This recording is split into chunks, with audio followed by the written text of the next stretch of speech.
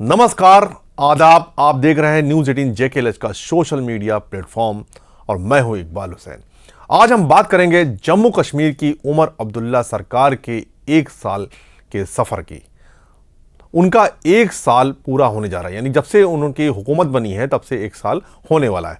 16 अक्टूबर 2024 को उमर अब्दुल्ला ने मुख्यमंत्री पद की शपथ ली थी।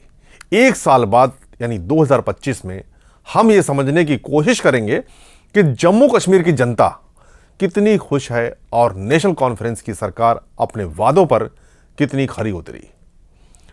ये 2019 के बाद पहला चुना हुआ प्रशासन है और जनता की उम्मीदें आसमान छू रही थी। तो क्या बदला, क्या वादे पूरे हुए? आइए गहराई में चलते हैं। 2019 में आर्टिकल 370 हटने और जम्मू कश्मीर को केंद्र शासित प्रदेश बनाए जाने के बाद 2024 के विधानसभा चुनाव जनता के लिए एक नई उम्मीद लेकर आया। नेशनल कॉन्फ्रेंस ने 42 सीटें जीतकर स्पष्ट जनादेश हासिल किया। उनके घोषणा पत्र में बड़े बड़े वादे थे जो जनता के दिलों को छू गए। राज्य का दर्जा और आर्टिकल 370, केंद्र से पूर्ण राज्य का दर्जा बहाल करवाना और आर्टिकल 370 को फिर से लागू करने की कोशिश। 1 लाख नौकरियां, युवा रोजगार कानून, दैनिक मजदूरों की नियमित करना और हर घर को 200 यूनिट मुफ्त बिजली और सालाना 12 मुफ्त सिलेंडर। महिलाओं के लिए मासिक भत्ता, मुफ्त बस यात्रा, एजुकेशन और स्वास्थ्य में सुधार, यानी कि हेल्थ पॉलिसी कितनी सुधरी। पब्लिक सेफ्टी एक्ट PSA हटाना, किसान क्रेडिट कार्ड, लोन माफी, आरक्षण में संतुलन और पर्यटन बुनियादी ढांचे यानी टूरिज्म के बुनियादी ढांचे को कितना मजबूत किया गया है, कितना विकास हुआ। इन वादों ने कश्मीर घाटी और जम्मू दोनों में उत्साह जगाया, खासकर घाटी में, जहां 2019 के बाद लोग केंद्र के फैसलों से नाराज थे। NC की जीत को लोकतंत्र की वापसी माना गया। लेकिन एक सवाल था, क्या केंद्र शासित प्रदेश की सीमित शक्तियों के साथ उमर ये वादे पूरे कर पाएंगे? तो चलिए जानते हैं इस 1 साल में उमर सरकार ने क्या हासिल किया।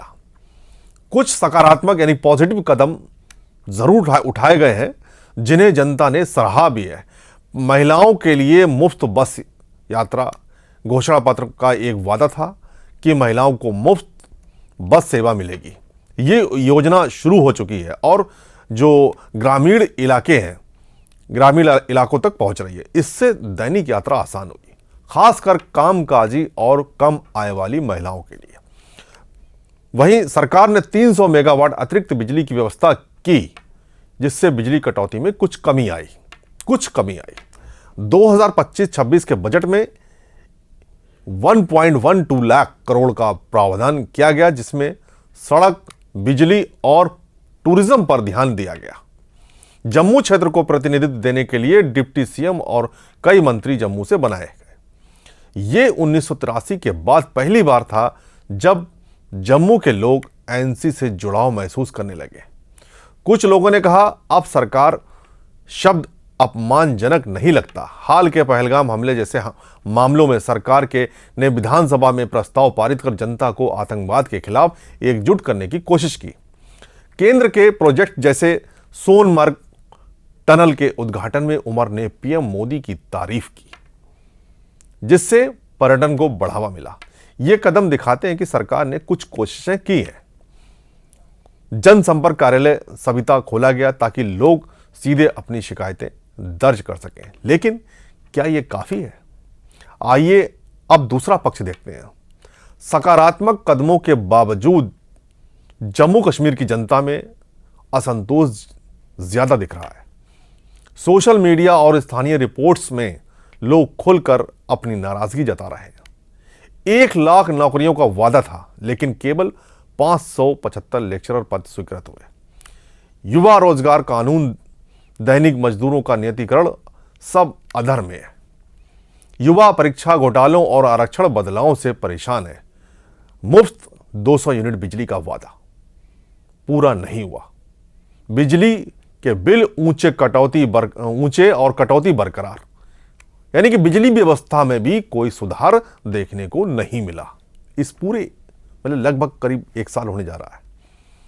सड़कें संकुचित, बाढ़ में राहत की कमी, अस्पताल और स्कूलों में स्टाफ की कमी है।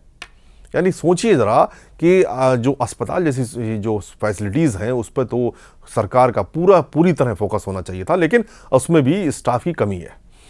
राशन कार्ड कैंसिलेशन की धमकियों से लोग परेशान। केंद्र शासित प्रदेश की वजह से सीएम की शक्तियां सीमित हैं। पुलिस, कानून व्यवस्था, वित्त सब लेफ्टिनेंट गवर्नर के पास है। लोग कहते हैं क्या कि उमर साहब के पास पावर ही नहीं। कश्मीर घाटी में लोग कहते हैं कि हमने उम्मीद से वोट दिया लेकिन बदला कुछ नहीं। जम्मू में भी विकास की गति धीमी। सोशल मीडिया पर शिकायतें हैं कि मंत्री प्रोटोकॉल का लुत्फ ले रहे हैं, जबकि जनता तरस रही है।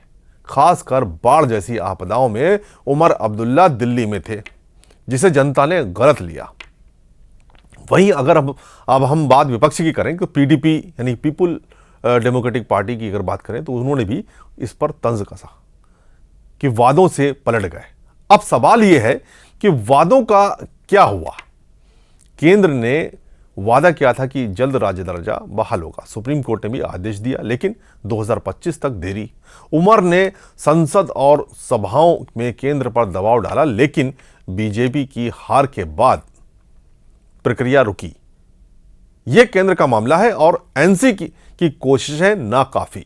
जनता को लगता है यह जुमला था। मुफ्त बस सेवा छोड़कर बाकी 200 यूनिट बिजली, 12 गैस सिलेंडर, लोन माफी, कुछ नहीं हुआ। यानी कि सरकार ने किया तो क्या किया। 1 साल गुजर रहा है, लेकिन जनता जो है बिल्कुल खुश नहीं है उमर सरकार से। क्यों? वजह क्या रही? यही सब वजह है कि जो उन्होंने अपने मैनिफेस्टो में जो वादे दिखाए थे, उन वादों से लोगों में जो चीजें बताई थी कि हम ये करेंगे वो करेंगे, लेकिन हुआ क्या? कुछ भी नहीं। बहरहाल 1 लाख नौकरियों में केवल 575 पद। पीएसए, आरक्षण सुधार, दैनिक मजदूर सब आधार में है। सरकार का कहना है कि हमने कोशिश की, लेकिन यूटी की बाधाएं और केंद्र की देरी रुकावट है। यानी सिर्फ कोशिश की, लेकिन जनता पूछती है दिल्ली बिना स्टेटहुड के सुधार कर सकती है, हम क्यों नहीं? तो जनता कितनी खुश है? सवाल है, ये बहुत बड़ा सवाल है। सच कहें तो मिश्रित जवाब है, यानी कि मिला जुला असर देखने को मिला, लेकिन निराशा हावी। बेरोजगारी, महंगे बिल, खराब सड़कें और वादों का अधूरापन। हालांकि कई मामलों में लगातार मैंने देखा कि उमर अब्दुल्ला केंद्र पर सीधा ठीकरा फोड़ते रहे और केंद्र पर ही सड़कों की सुधार की बात हो या सड़कों में पैचवर्क की बात हो, वो सीधा केंद्र को ही अटैक करते रहे। हमने से सीएम खराब सड़कें और वादों का अधूरापन, लोग कहते हैं कि हमने उम्मीद से वोट दिया लेकिन धोखा मिला। ये लोगों की जुबान है कि धोखा मिला। यानी कि इस 1 साल में जो वादे थे वो सरकार पूरे नहीं कर पाई। अब पब्लिक का यही कहना है, आवाम का यही कहना, जम्मू कश्मीर की आवाम का यह कहना है कि उन्हें धोखा मिला। केंद्र पर निर्भरता और उमर की चुप्पी को कमजोरी माना जा रहा है। उमर सरकार ने कुछ छोटे कदम उठाए, लेकिन बड़े वादों पर खरी नहीं उतरी। यूटी की बाधाएं और केंद्र की देरी बहाना बन रही। जनता का भरोसा टूट रहा है।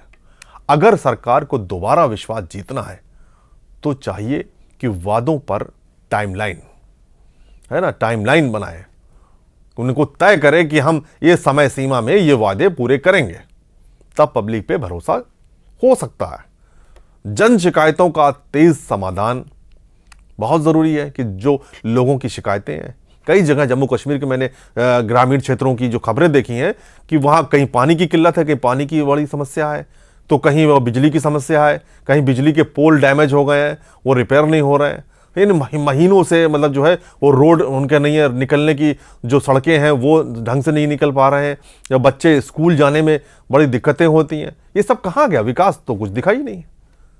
शिकायतों का तेज समाधान होना चाहिए। जम्मू कश्मीर को शांति और विकास का न्याय चाहिए, है ना।